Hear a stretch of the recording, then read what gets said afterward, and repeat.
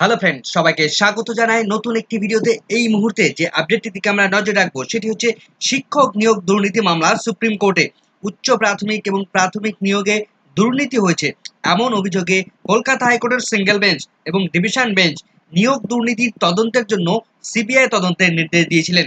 সেই নির্দেশের উপর স্থগিতাদেশ দিল সুপ্রিম কোর্ট। প্রাথমিকে 121 জন ক্যান্ডিডেটকে শিক্ষক নিয়োগে দুর্নীতি হয়েছে এবং উচ্চ প্রাথমিকে 313 জন শিক্ষক নিয়োগে দুর্নীতি হয়েছে এমন অভিযোগে কলকাতা হাইকোর্টের সিঙ্গেল বেঞ্চ থেকে ডিভিশন বেঞ্চ থেকে সুপ্রিম কোর্ট পর্যন্ত যে মামলা গড়ায়, সেই মামলা বর্তমানে সিবিআই তদন্তের উপর সম্পূর্ণভাবে স্থগিতাদেশ দিল।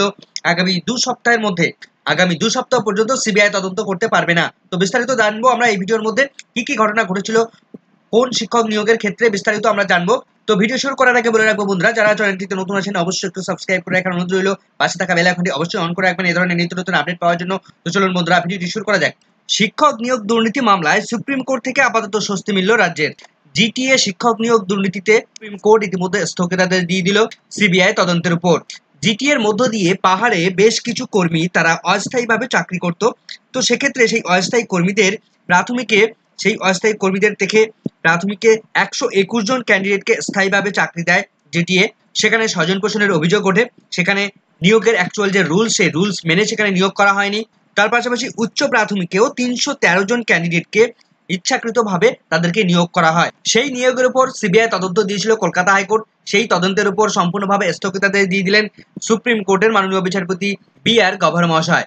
আজ বৃহস্পতিবার অন্তর্বর্তীকালীন স্থগিতাদেশ দিল শীর্ষ আদালত। টোটাল 434 জন অস্থায়ী কর্মীকে স্থায়ী শিক্ষক হিসেবে নিয়োগ করার পর এই নিয়োগ দুর্নীতিতে বিভিন্ন সময় অভিযোগ আছে এবং কলকাতা হাইকোর্টে মামলা হয়। তো কলকাতা হাইকোর্টের সিঙ্গেল জাজ তিনি নির্দেশ দেন যে এই সমস্ত নিয়োগ প্রসেসের উপর সম্পূর্ণভাবে সিবিআই তদন্ত করবে এবং এরপর এই সিঙ্গেল বেঞ্চের অর্ডারটিকে চ্যালেঞ্জ হয় ডিভিশন বেঞ্চে মাননীয় বিচারপতি হরিশ ট্যান্ডন এবং মাননীয় বিচারপতি মধুভূষণ প্রসাদের ডিভিশন বেঞ্চ তারা সেই সিঙ্গেল বেঞ্চের রায়টাকে সবহালে রাখে, অর্থাৎ সেখানেও তারা সিবিআই তদন্তের নির্দেশ বহাল রাখে। তো সেই নির্দেশকে চ্যালেঞ্জ হয় আবার সুপ্রিম কোর্টে। তো সুপ্রিম কোর্টে আজ 2রা মে 2024 তারিখে সুপ্রিম কোর্ট সেই সিবিআই তদন্তের উপর সম্পূর্ণভাবে স্থগিতাদেশ দিয়ে দিল।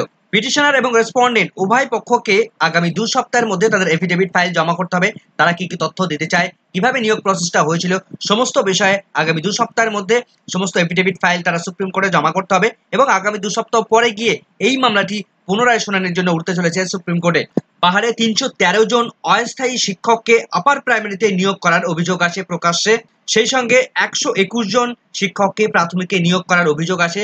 এই নিয়োগ নিয়ে একটা চিঠি প্রকাশ্যে আসাতেই সিবিআই তদন্তের নির্দেশ দিয়েছিলেন মাননীয় বিচারপতিরা। নিয়োগে যে দুর্নীতি হয়েছে সেটা আমাদের রাজ্যের সিআইডি জানতো, তা সত্ত্বেও তারা বিশেষ কিছু ব্যবস্থা গ্রহণ করেনি। 2022 সালে জিটিএতে শিক্ষক নিয়োগে অনিয়ম হয়েছিল। সুমন গুরুং নামে একজন ব্যক্তি এই অভিযোগ নিয়ে এসেছিল। তার এই অভিযোগের ভিত্তিতে রাজ্যের শিক্ষা দপ্তর তারা ফ্যাক্ট ফাইন্ডিং কমিটি গঠন করে।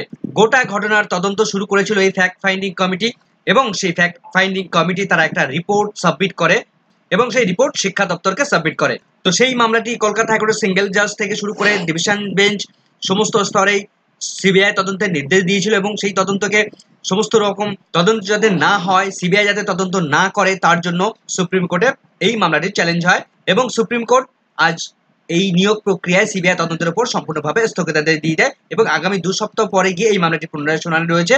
তো পরবর্তী আপডেট পেলে বিস্তারিত সমস্ত বিষয়গুলো আবার জানানোর চেষ্টা করব।